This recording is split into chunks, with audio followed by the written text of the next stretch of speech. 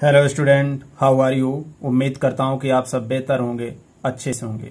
Student, इसके पहले हम लोगों ने improper integral of first kind, second kind and third kind को देखा था। आज हम convergence test of first kind और उसके अंतर्गत comparison test, limit, form of comparison test, इन सबको देखेंगे। तो कंपैरिजन टेस्ट क्या है, ध्यान देते हैं। हम इसके थ्योरेटिकल पार्ट को आज डिस्कस करेंगे और टाइम मिला तो न्यूमेरिकल पार्ट को भी डिस्कस करेंगे। तो ध्यान देंगे, लिखेंगे इफ। ध्यान देना कि अगर हमारे पास कोई इंटीग्रैंड इस तरीके से हो a to infinite f of x dx and दूसरा इंटीग्रैंड है b to infinite g of x dx, इस तरीके से दूसरा इंटीग्रैंड है g of x dx comparison test के लिए, देन हम क्या करेंगे, और वो दोनों के दोनों कैसे हैं, आर पॉजिटिव और क्या, कॉन्टिन्यूअस बाउंडेड। इसका मतलब अगर कॉन्टिन्यूअस है तो बाउंडेड होगा, continuous bounded and integrable in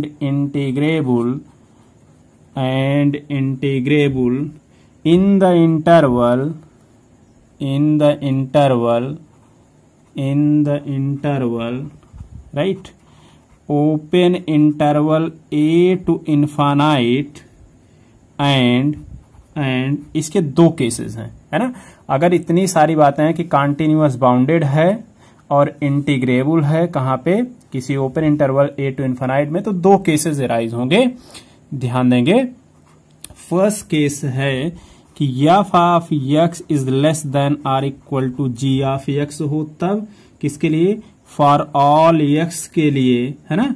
beyond a point, कोई और पॉइंट ले लेंगे, बियॉन्ड अ पॉइंट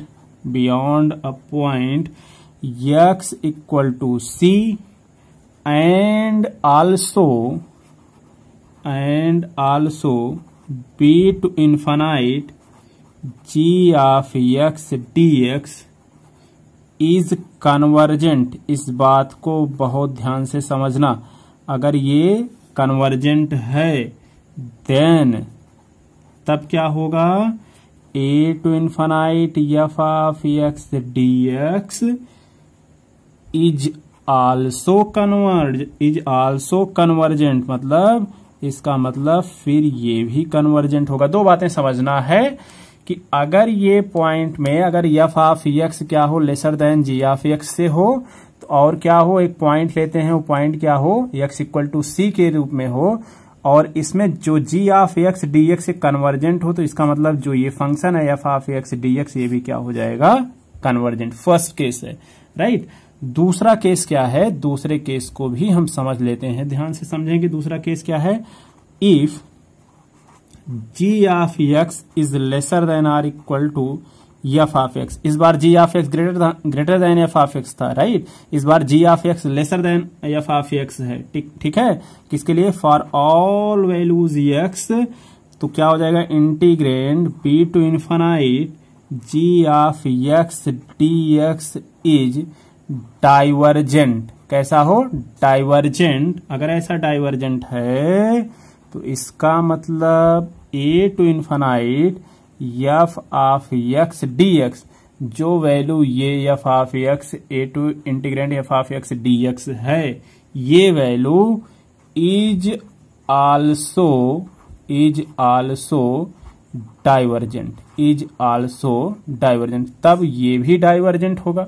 मतलब ध्यान से समझो कि अगर ये g of x less than or equal to f of x है, जहां पे ये वैल्यू, फिर से लिख देता हूं, a to infinite f of x dx, समझने के लिए, अगर ये डाइवर्जेंट है तो साफ तौर पर जो ये वैल्यू है a to infinite f of x dx, ये डाइवर्जेंट होगा कब, जब b to infinite g of x dx भी डाइवर्जेंट हो, या ऐसा कह सकते हैं, जब b टू इन्फिनाइट ये इम्प्रॉपर इंटीग्रल डाइवर्जेंट होगा, तो जाहिर सी बात है फंक्शन f ऑफ x भी कैसा हो जाएगा, डाइवर्जेंट। मतलब g ऑफ x अगर dgt हुआ, ध्यान दो, dgt हुआ तो f ऑफ x dgt होगा, और अगर f ऑफ x dgt हुआ तो g ऑफ x डाइवर्जेंट हो जाएगा।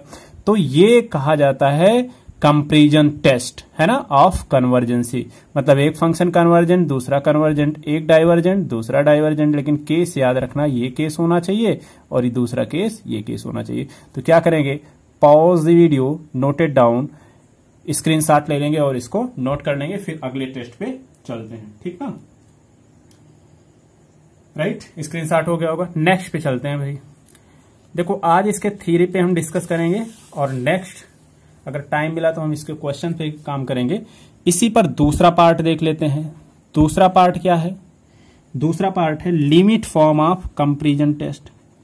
Limit form of comparison test, right, limit form of comparison test. तो दूसरा फॉर्म क्या है, लिमिट के रूप में होगा, तो कंपैरिजन टेस्ट कैसे करेंगे इसको देख लेते हैं। ध्यान देंगे, if integrand a to infinite f of x dx and, यहां से लिखते हैं, यहाँ पे स्थान नहीं, यहां से लिखेंगे एंड, दूसरा फंक्शन क्या है, b to infinite integrand g of x dx are such that the integrand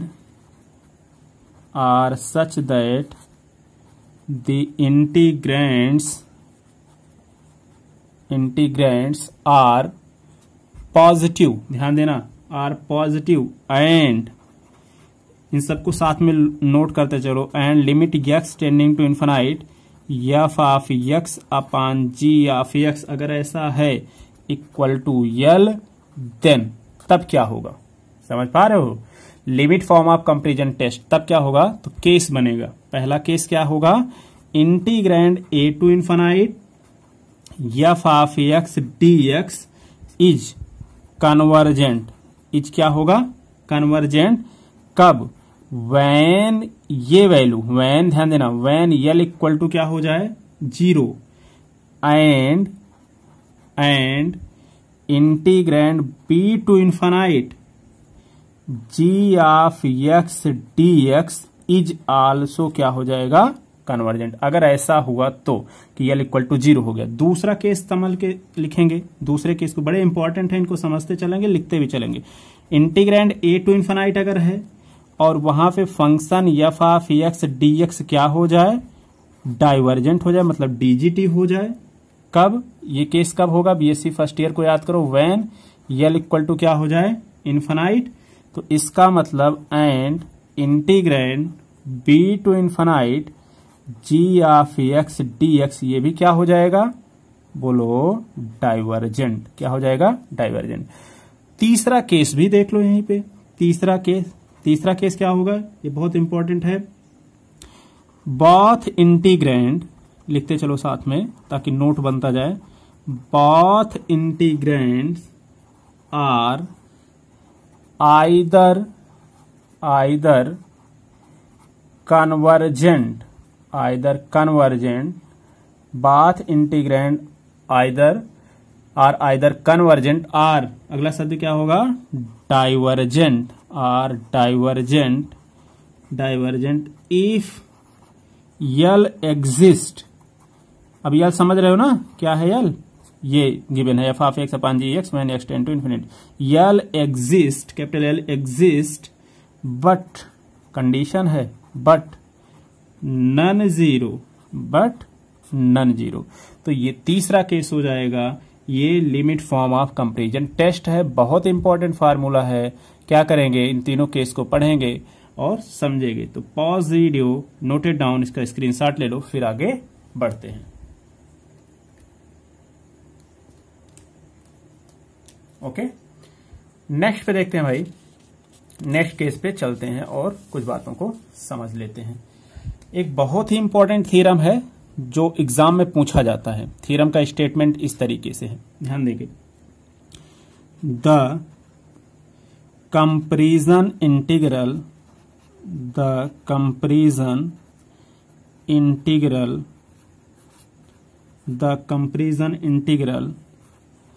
a to infinite dx upon x to the power n when a positive is convergent ध्यान देना, CGT शार्ट में लिख रहे हैं, is convergent when n is greater than 1 and divergent के लिए case होगा n is less than or equal to 1। ये बहुत ज्यादा इंपॉर्टेंट थ्योरम है, ध्यान से समझते चलेंगे। कंपैरिजन इंटीग्रल पर बेस्ड है, dx अपॉन xn है, जहां पर a क्या है, पॉजिटिव, मतलब लोअर लिमिट की वैल्यू पॉजिटिव होगा, तब ये कन्वर्जेंट केस होगा। कब? जब n इज ग्रेटर देन 1 होगा, और डाइवर्जेंट कब होगा, n इज लेसर देन और इक्वल टू 1 होगा। ठीक है, तो इसको क्या करते हैं, प्रूफ में देखते हैं। और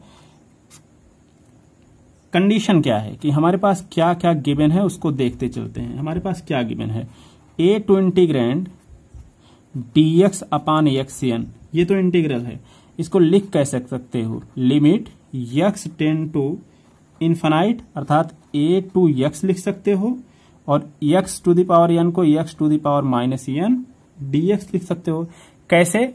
bye definition of improper integral, इसके पहले वाली वीडियो देख लो। अब इसी को सॉल्व कर लेते हैं, इस वाले पैकेट को यहां से सॉल्व करते हैं, तो इसको लिखेंगे limit x tend to infinite, इसको सॉल्व करने पर क्या आ जाएगा, x टू द पावर, यहां पे लिख सकते हैं 1 माइनस n, सॉल्व करेंगे अपान के साथ 1 माइनस n, और लिमिट क्या कहां से कहां तक है बोलो, a टू x। केस क्या है, जब n 1 के बराबर ना हो तब ये वैल्यू होगा, ठीक ना। और इसको सॉल्व कर लें यहीं पे, तो यहां पे हम थोड़ा सा लाइन खींच के सॉल्व करते हैं, तो ये आ जाएगा limit x tend to infinity, ये वैल्यू, और इसको सॉल्व करेंगे, लिमिट को तोड़ेंगे तो आ जाएगा x to the power 1 minus n upon 1 minus n, एक तो ये आ जाएगा, माइनस दूसरे में a है, तो a to the power 1 minus n upon के साथ में 1 माइनस n, ये हमारा, इसके बाद ये सोल्यूशन हो जाएगा। ठीक है, इसको मान लेते हैं इक्वेशन नंबर फर्स्ट। ठीक है, अब केस क्या होगा कि अगर n इज ग्रेटर देन 1 हो, तो इसका मतलब हो जाएगा, अगर n इज ग्रेटर देन 1 है तो इसका मतलब हो जाएगा कि 1 माइनस n जो होगा वो लेस देन 0 होगा, सिंपल सी बात है। और अगर ऐसा है तो implies that n minus 1 greater than 0 हो जाएगा, बात तो वही है ना। तो इसका मतलब लिखेंगे देयरफॉर, इस स्थिति में क्या हो जाएगा कि इसको लिख सकते हैं limit x tend to infinity, right, x to the power 1 minus n, ये केस, या इसको लिख सकते हैं इसका solution limit x tend to infinity, या इसको और सॉल्व कर लो 1 upon x to the power जो 1 माइनस n है, इसको लिख सकते हैं n माइनस 1, और इसको अगर x इन्फिनिटी पे जाएगा तो 1 अपान इन्फिनिटी, और इसका वैल्यू कितना आ जाएगा बोलो, 0 आ जाएगा कि नहीं आ जाएगा, है ना। और अगर ये 0 आ गया तो इसका मतलब यहां से लिख सकते हैं, इस इक्वेशन से देखेंगे, ध्यान देंगे, फ्रॉम फर्स्ट, पहले वाले इक्वेशन से a to infinity, integrand a to infinity dx upon xn, थोड़ा सा दिखाई नहीं दे रहा, अब दिखाई दे रहा होगा, dx upon x to the power n equal to ये आ जाएगा a to the power 1 minus n upon n minus 1 होगा इसका वैल्यू, कब, जब n ग्रेटर देन 1 हो जाएगा, ठीक है ना।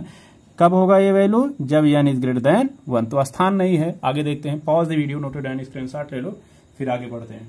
ठीक है, इसको नोट करो और आराम से समझते चलो, बहुत आसान है, स्क्रीनशॉट ले लो। अब देखते हैं इसके बाद में, इस केस के बाद में क्या हो जाएगा।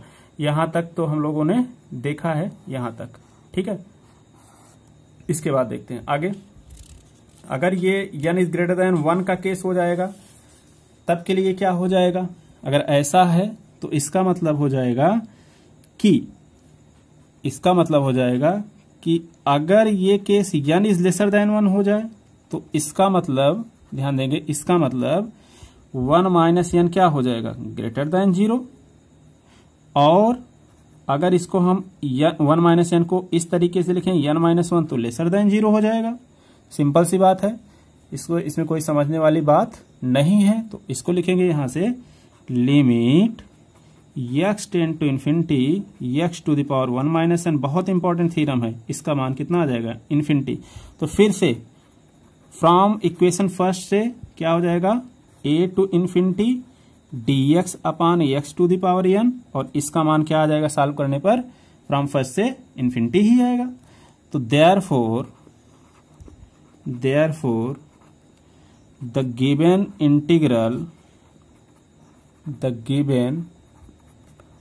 इंटीग्रल इज डाइवर्जेंट कब, when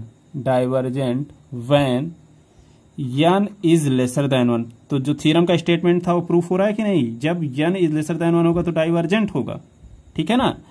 और इसका मतलब जब n इज लेसर देन 1 तो क्या हो जाएगा, ये डाइवर्जेंट होगा। लेकिन अभी एक केस और हम बता रहे हैं, ठीक ना, इसके बाद में। और यहीं पे अगर ये देखना चाहो ये वैल्यू देख लो, यहीं से फिर से एक बार रिमाइंड कर दे रहे हैं इसको। यहाँ पे देख रहे हो ना कि n is greater than 1, n is greater than 1, तो इसका मतलब n इज ग्रेटर देन 1 का मतलब हो जाएगा, थोड़ा सा दिखाई दे रहा है पूरा ये केस, यहां से अगर ऐसा है तो इसका मतलब हो जाएगा इंटीग्रल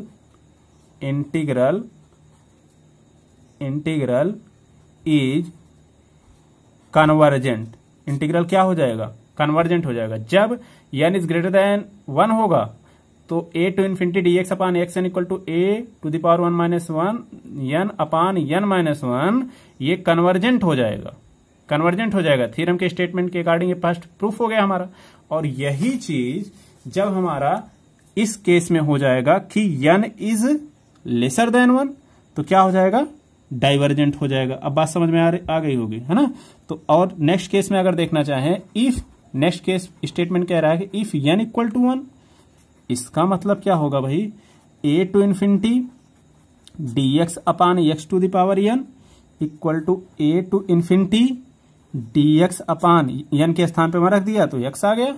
इसको सॉल्व कर लेते हैं, तो लिखेंगे limit x ten to infinity a to x integrand dx upon x, value कितना आएगा बोलो, limit x ten to infinity log x आएगा। और लिमिट कहां से कहां तक पहुंच रहा है, a से x तक, और इसको सॉल्व कर लेंगे तो आ जाएगा limit x ten to infinity log x minus, यहां पे थोड़ा सा स्थान करते हैं, log x minus log a। अब इसको भी सॉल्व कर लो, तो इसको सॉल्व करने पर कितना आ जाएगा बोलो, infinity minus log a equal to infinity आ जाएगा, इसका मतलब द गिवन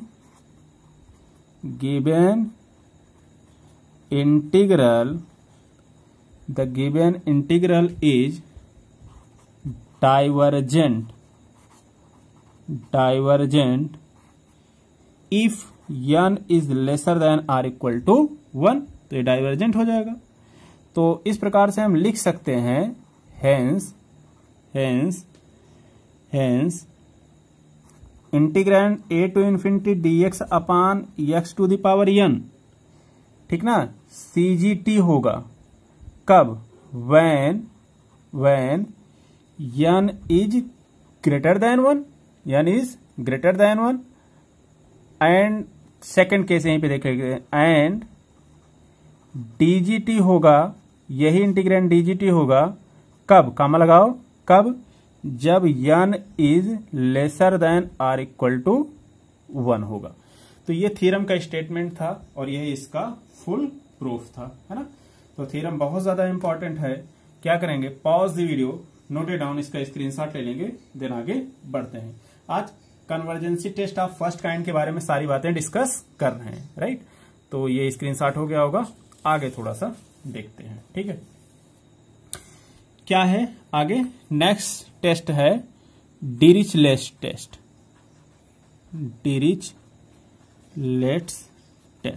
है ना, डिरिचलेट टेस्ट। इसमें भी वही केस है, कुछ केसेस हैं तो इसमें मान के चलते हैं, देख लेते हैं। इसका केस है, एक नोट्स बनाते जाओ ताकि एक परफेक्ट नोट बन जाए आपके पास। मान लेते हैं कि हमारे पास एफ ऑफ एक्स है, जी ऑफ एक्स है, और एक फंक्शन ले लेते हैं जी डैश ऑफ एक्स, है ना। ये सब के सब क्या है, कॉन्टिन्यूअस है। कॉन्टिन्यूअस है कहां पे कॉन्टिन्यूअस है, in semi closed interval a to infinite. और क्या है कि जो function f of x g of x है वो सेटिस्फाइड कर रहा है ना, सेटिस्फाइड कर रहा है फॉलोइंग कंडीशन को, कुछ कंडीशंस हैं उनको सेटिस्फाइड करेगा, तभी वो डिरिच्लेट टेस्ट के रूप में होगा। तो पहला केस क्या होगा कि limit x tend to infinity g of x कितना होना चाहिए, 0 होना चाहिए। दूसरा केस क्या सेटिस्फाइड हो कि integrand a to infinity mod of g dash x, है ना, डी एक्स इज क्या हो, कन्वर्जेंट हो। एंड तीसरा केस क्या होना चाहिए, एंड थर्ड केस क्या होना चाहिए, function f of r equal to a to r f of x d x is bounded होगा, है ना। इसका मतलब हो जाएगा कि mod of f of r less than or equal to M, है ना, फॉर ऑल पॉजिटिव कांस्टेंट, और पॉजिटिव कांस्टेंट क्या है, कैपिटल यम। और ये एफ आर मतलब ये क्या है, uniform continuous less than or equal to positive constant capital M है। इसका मतलब कि integrand a to infinite f of x और क्या हो जाएगा, g of x d x, ये क्या होगा, कन्वर्जेंट होगा।